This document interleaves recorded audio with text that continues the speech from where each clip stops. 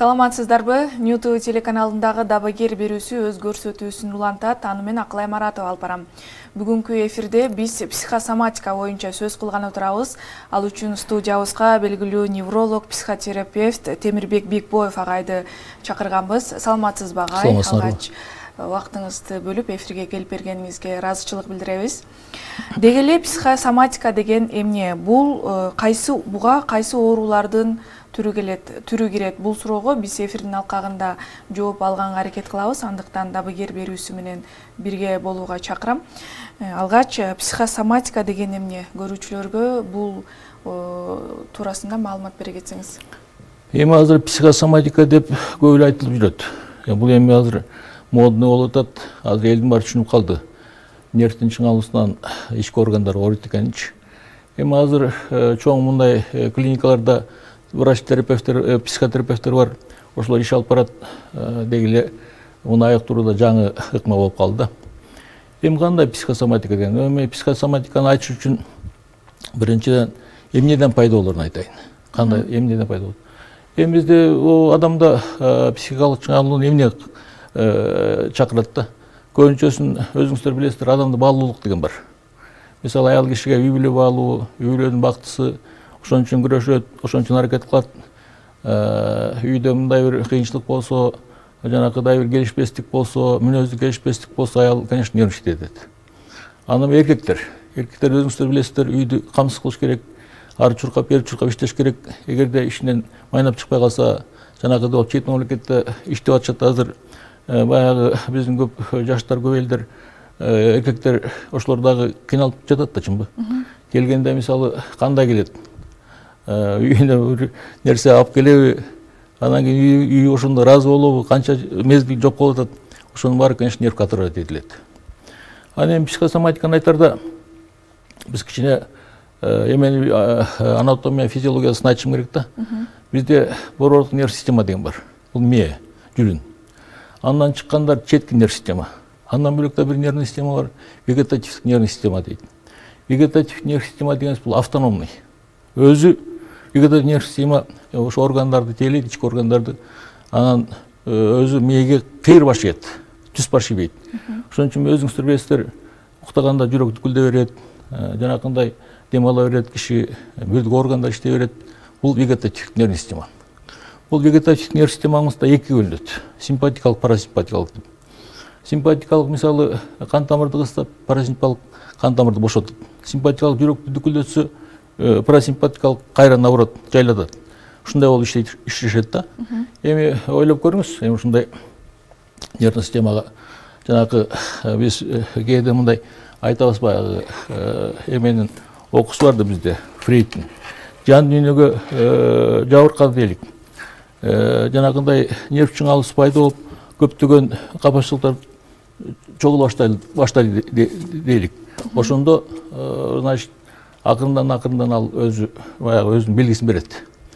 Анан ал белгисин бергенде тиги гипофиз, гипоталамус деген областта. Ал вегетативдик нерв системанын эки бөлүгү бар да, борбордук бөлүгү, анан четки бөлүгү. Борбордук бөлүгү ошо мээнин ичинен нервти чыңалып алып келген ошо борбордук бөлүгү. Анан кийин ал кабыл алат дагы, баягы гипофиз, гипоталамус кабыл алса, бөйрөктүн үстүндө 3 бурчтук без бар. Анын эки катмары бар. Корковый, мозговой деген. Эгерде мозговойго берсе, анда норадреналин, адреналин дегендер бөлүнүп чыгат, медиаторлор кан тамырды кыза баштайт. Анан давление көтөрүлөт, коркунуч басат.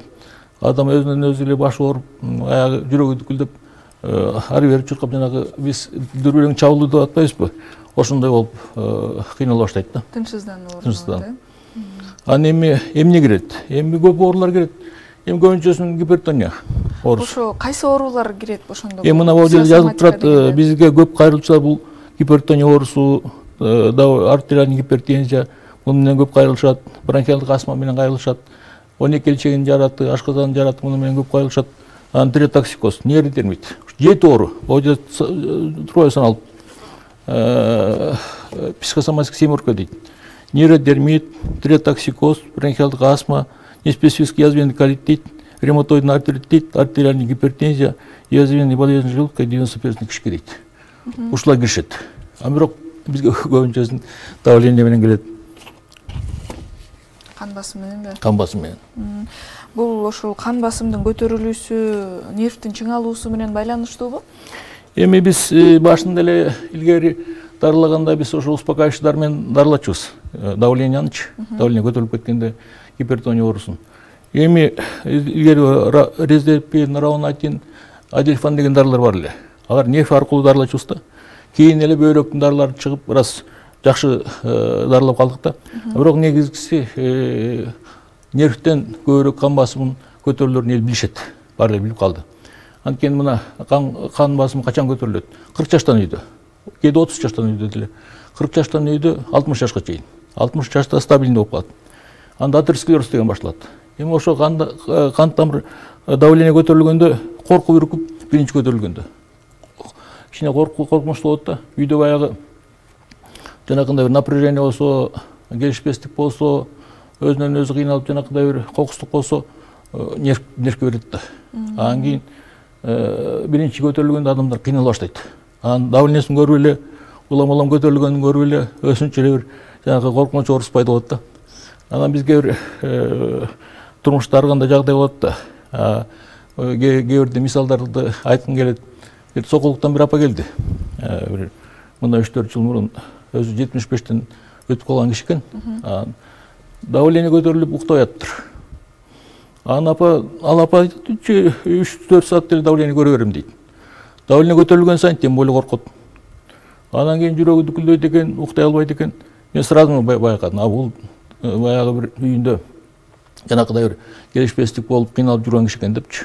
Успокаивающий дары берсең, сразу жакшы болуп баштайт. Бүгүн да бирөө келди. Дагы эле ошондой дагы сокулуктан.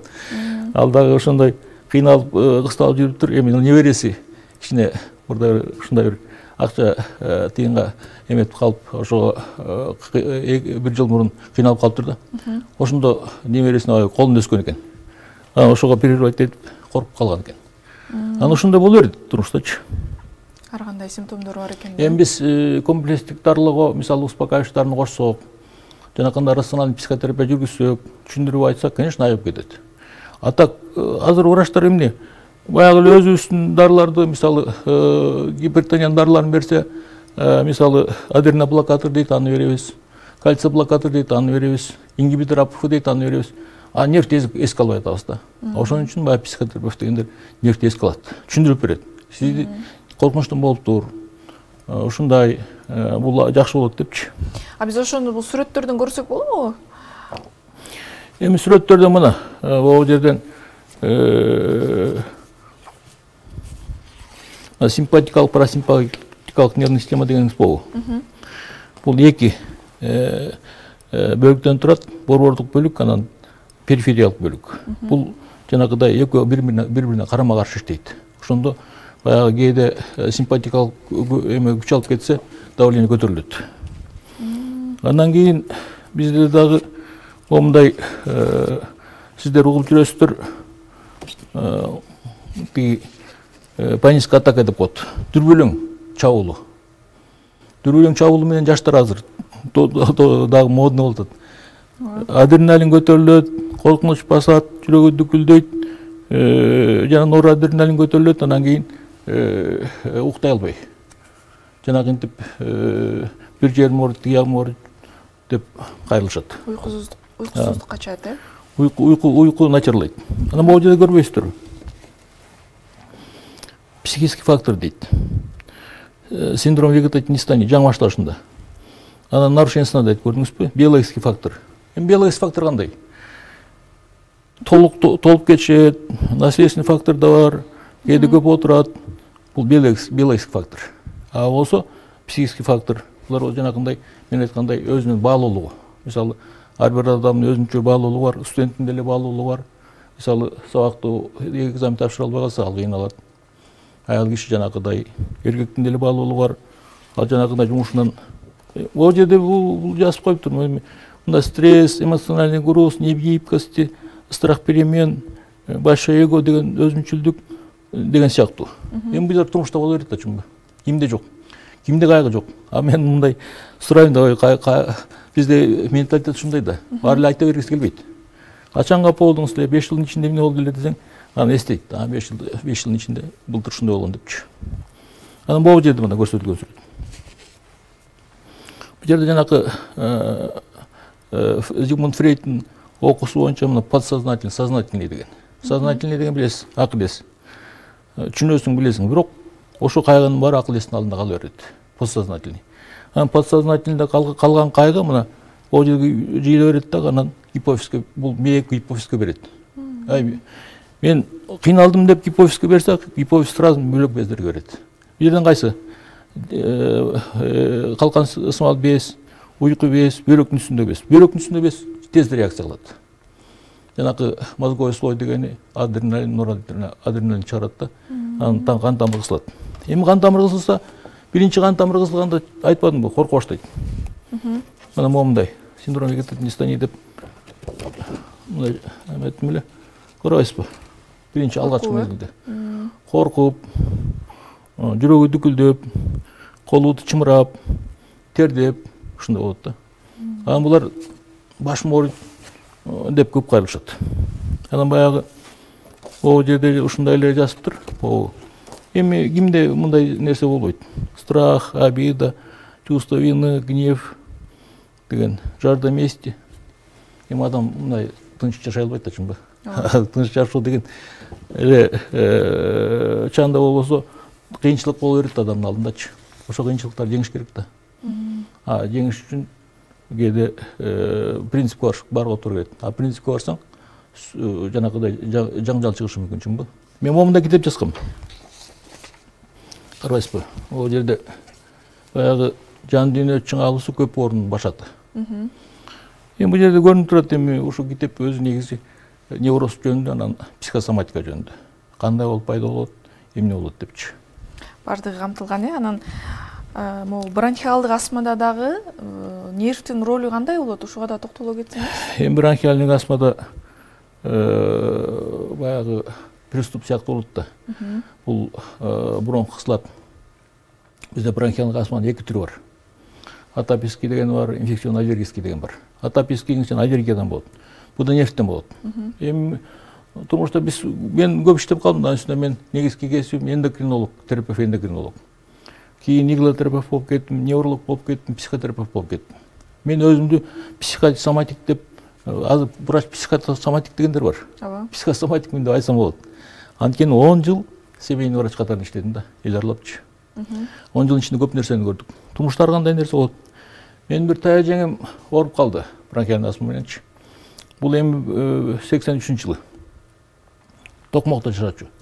Токмоктун сыртында айылда. Анан эле мени чакырат. Барам Токмокко, приступ кармайт, больницада жаткан болот. Жакшы болбой койду. Мен айттым, тая жеңе, келиңизчи, 30 четилерде киши болчу. Келиңизчи деп анан дарылай баштадым, иглотерапия менен. Көрсө нервтен экен. Иглотерапиядан айып кетти бронхиальный астмасы. Анан кийин ал киши төрөдү, 3 баланы кийинчерээк.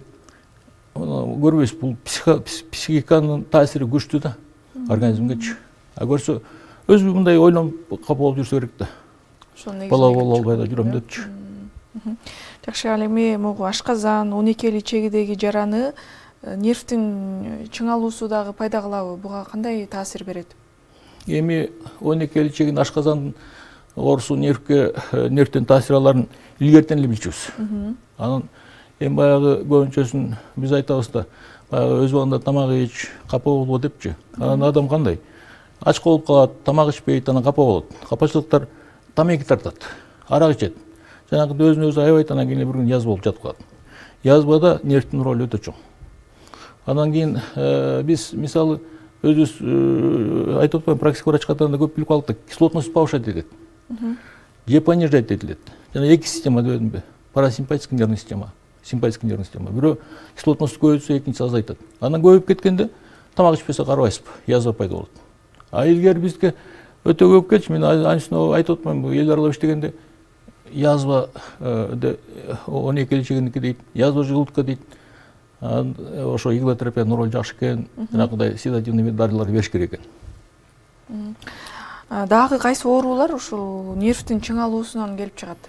Эми тиреотоксикоз деген бар. Бизде зоб дей беребиз го. Бизде эндемический зоб да, Кыргызстандачы. Анан щитовидная железа, калкан сымал без чоңоюп кетет. Анан кийин эле аба жетпей эле кысылып ушундайлар көп. Анан тиреотоксикоз дегенибиз бар. Мына токсин. Анан баягы көбүрөөк чыгып, көзү чанагынан чыгып, бер көздөй жалтырап, шашып ушуп, бат кыймылдап, жанакындай жүрөгү дүкүлдөп, колу титиреп келишет. Бул баягы биз экзофталмин дейбиз, көзүнүн бери чыккан. Анан мен өзүм деле ушундайларды көрүп калдым. Бир нарынга бардым, бир келин, бир 37-лердеги келин болчу, 35-теги келин, 35-теги. Ошо нарынан дарыланып калды, командировка жүргөндө. А киши бес чоңоюп кеттир, боок бегесичи, бер көзү чыгып кеттир. Анан мен ойлогом, ушу жакшы болуп бекен, болбойт бекен деп дарылап жүрдүм. 4-5 жыл дарыланды. Оказывается, жакшы болот экен. Кадимкидей азыр Россияда иштеп жүрөт, Сибирь жакта. Келип калат, саламдашып калат, баягынын бири жок. Айыкса болот экен. Оказывается, биз өзүбүз баалабайт экенбиз. Кытайлар билип алган да, ушу иглотерапиянын жакшы экенин, ички органдарга жардам берерин, действительно жардам берет экен. Жакшы. Ушул психосоматика оорусуна кабылгандар, илдетине кабылгандар, биз ушу эфирдин алкагында бул кандай оору экенин, адамдын кайсыл жери ооруп жатканда ушул психосоматика илдетине десек туура болобу? Ушуга кабылганын туурасында маалыматтарды кененирээк берүүгө аракет кылдык. Ушул психосоматикадан айыгуунун жолу барбы? Толук кандуу кантип айыгса болот? Эми айыгуунун жолу кайсыл жакка кайрылса болот? Толук кандуу айыгуунун жолу бул психотерапия менен биз дарылап жүрөбүз. Эми любой эле ооруну түшүндүрүп айтсаң жакшы. Рациональный психотерапия. Келген адам түшүндүрүп айтасың, бул оору ушундай, нерв менен байланыштуу, эмнеден капа болгонсуз, качан капа болгонсуз, ал маселе кандай чечилет, жолун айтып берсең, киши жеңилдеп калат. Андан кийин жанагындай седативный деп коет успокаивающийлердин берсең, жанагы антидепрессант берсең, айыга баштайт. Негизи комплексин дарылаш керек да. Иглотерапия саясыңбы, лазер терапиясын жүргүзөсүңбү, ушул комплексин дарылаш керек да. Массаж кыласыңбы, комплексин дарыласа жакшы болот. Негизинен булар бул жерге успокаивающийлар керек да. Биз билебиз, атайын ушул психологиялык жактан же болбосо ушуга байланыштуу илдеттер менен илдетке кабылган бейтаптар ушу Бекбоев клиникасына барып, жакшы болуп кеткенинчи, Бекбоев клиникасында ушул бүгүнкү биз сөз кылган могу психосоматика боюнча илдеттен жакшы кылуу үчүн кандай шарттар түзүлгөн, кайсыл жакка кайрылышса болот, ошол туурасында да биздин көрүүчүлөргө маалымат берип кетсеңиз. Бизге Астрахань 23 деп көбү Кирков островун деп көбү эле билип алды. Анан кийин могул дагы мен айтайын деген могул эме дегендер келип калат бизгечи.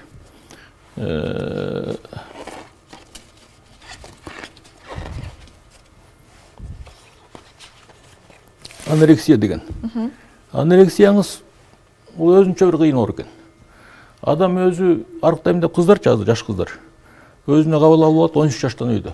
20-га чейин. Анан эле арыктайм деп ошого кирип алып эле эле арыктай баштайт. А мунун психикасы бөлөкчө болуп калат экен. Баш ийбейт, тие албайт. Айтсаң мейли деп коет, ошо өзүнүн эле баягы айтканын кыла берет, тамак ичпейт. Анан арыктап, анан бир жерге келгенден кийин, бир стадияга келгенден кийин такыр токтобойт экен, арыкташчы.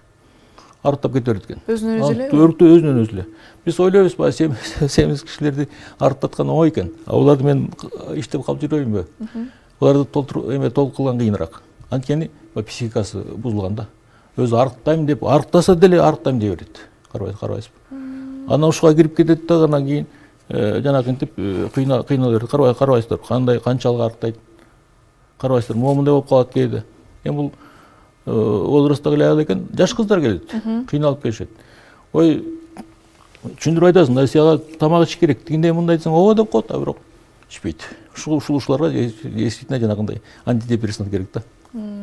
Булардын баардыгы келип эле нервке дагы терс таасирин берсе керек. Нервке терс таасир нервтен. Анын өзү ошого өзүнө кабыл алып алганда, мен арыкташым керек, мен арыктасам укмуш көрүнөм депчи. Ал өзү бир өзүнүн баягы ички дүйнөсүндө ошондой сезим бар да, мен арыкташым керек дегенчи. Анан кийин синдром беспокойных ног деген бар. Бул синдром беспокойных ног дегенибиз буту чымырайт, кечинде чымыраган башталат, буту тырышат, карышат, анан эле өйдө туруп алып эле уктай албай басып жүрөт. Мындайлар келет. Эми бул да эле ушул психикадан экен. Мен синдром беспокойных ногду дарылап калдым. 2-3 киши келип, бир 1-2 жылдын ичинде. Булар кичине чын айтканда булар дагы дарылаш, ыгын табыш керек экен да. А көп жерде муну түшүнө албайт. Onda остеохондроз, грыжа диска деп ойлошу мүмкүн.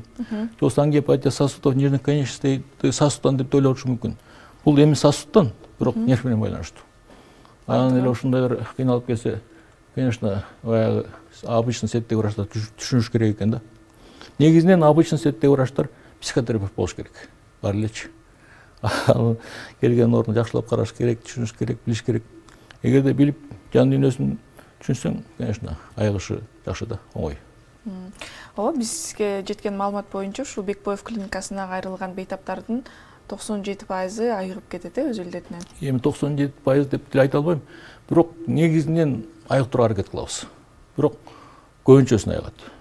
Эми келген кишини мисалы айыкты деген сөз уксаң жакшы да, чынбы? Келген киши атайын ушу акчасын төлөп, жанакыдай кыйналып келип атса, сен ага көңүл бурушуң керек да, чынбы? Киши эгерде врач өзү кабыл алганда чын көңүл менен иштеген билинип турат. Чын жүрөгүң менен сүйлөшсөң, көңүлүң менен кабыл алсаң, аракет кылсаң, конечно, айыгыш керек, айыгат. Урматтуу көрүүчү, бүгүн дабагер берүүчү психосоматика боюнча сиздерге кеңирээк маалымат берүүгө аракет кылды деп ойлойм. Ушуну менен бүгүнкү берүүбүздү жыйынтыктайбыз. Ал эми экранда жазылган даректерге байланышып, Темирбек Бекбоев агайыбыздын клиникасына байланышсаңыздар болот. Кийинки эфирден көрүшкөнчө саламатта калыңыздар.